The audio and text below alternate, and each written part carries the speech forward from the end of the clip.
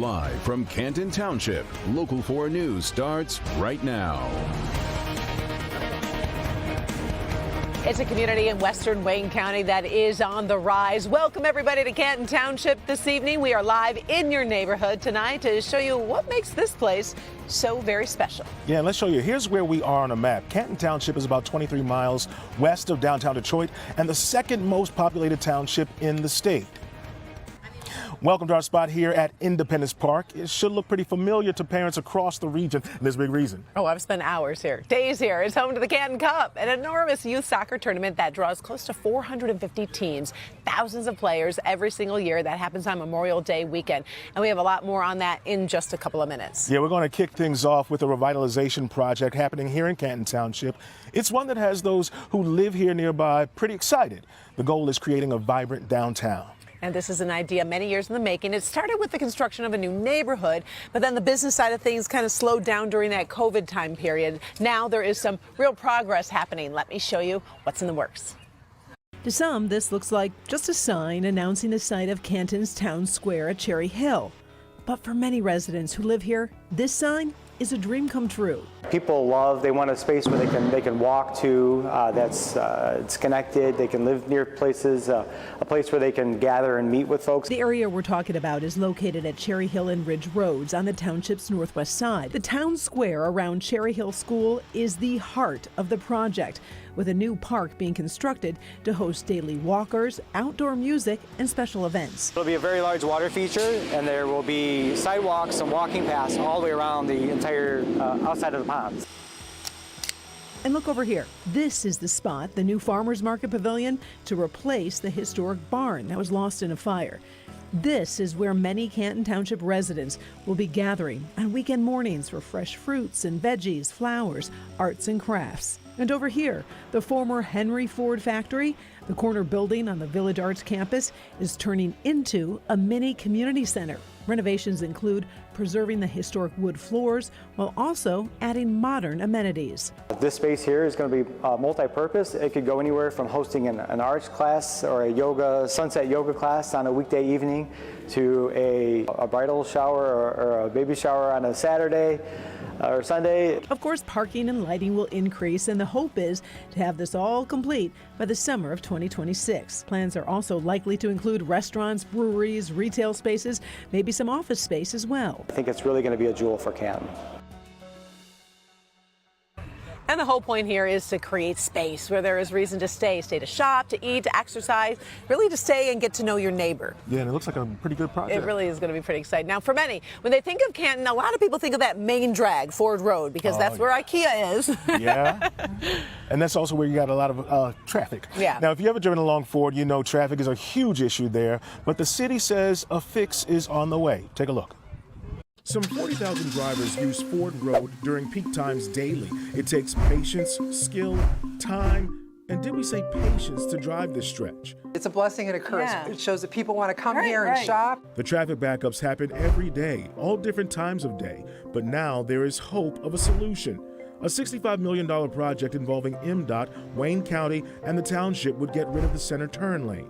So we're working with MDOT, the state, basically to figure out how to make no left turns out of a lot of those driveways. Because in the middle, you've got this lane. It's in people turn left, they turn right, they merge, they wave each other on, and it's like bumper cars. Right. Also in the plan, eliminating left turns at the intersection on a 2.5-mile stretch of Ford Road from west of Sheldon to west of Lots. Hopefully those changes could get Ford Road off the highest crash list. According to Michigan Traffic Crash Facts, there were 393 crashes in 2023 on Ford Road in Canton. That's more than one a day. Now, construction on that project is slated to start in 2028.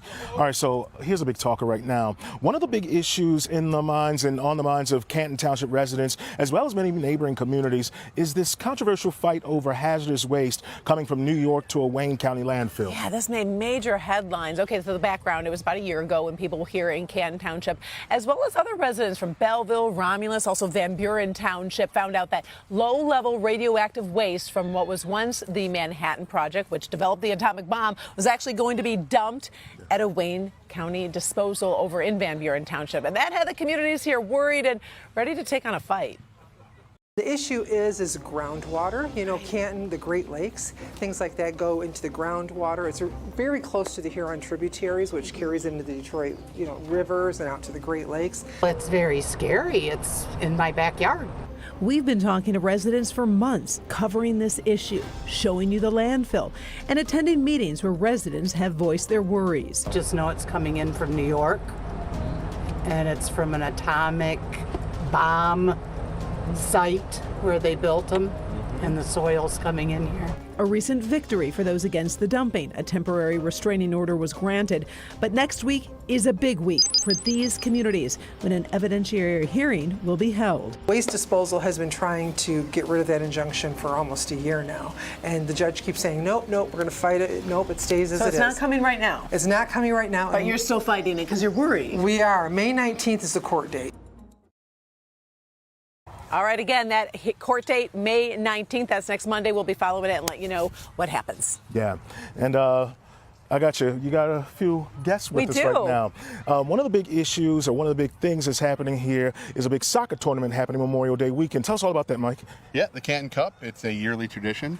It's community. It's been grown in the community. Everybody's involved. The township, the high schools, all the kids in the district. A lot of them play in this tournament. So this year, 480 teams at 4 sites in Canton, including the high school's Heritage Park right here at this beautiful park. So we're ready to go, and it's something we all love and we all pour our hearts into. And friends, this is Mike Crumley. He's a big player with this Canton Cup. And let me tell you this, there's a specific reason. It's with intention that it's done during Memorial Day weekend. Tell me about that, Mike. Yeah, so as a veteran, former Marine, one of the things, it is a Memorial Day weekend. And so what we decided to do is every field is dedicated to a veteran here at Independence Park, and people are free to submit their loved ones to be remembered. And we put sometimes multiple signs at fields, but they talk about the individual that has passed away, and then that gives something for the members of the tournament to come up and see their loved one honored out here. And it's really important to me, very close to my heart as a former Marine. Yeah, I was going to say it's important for families in general. I'm a soccer mom. I talk about it all the time. I've got 2 kids in soccer. We've spent many weekends here, obviously, on Memorial Day weekend. Holly also is a soccer mom, but more than that, too. You've got 3 kids. Got 3 kids. I want to talk about the perspective, because a lot of times people say, why do you do this?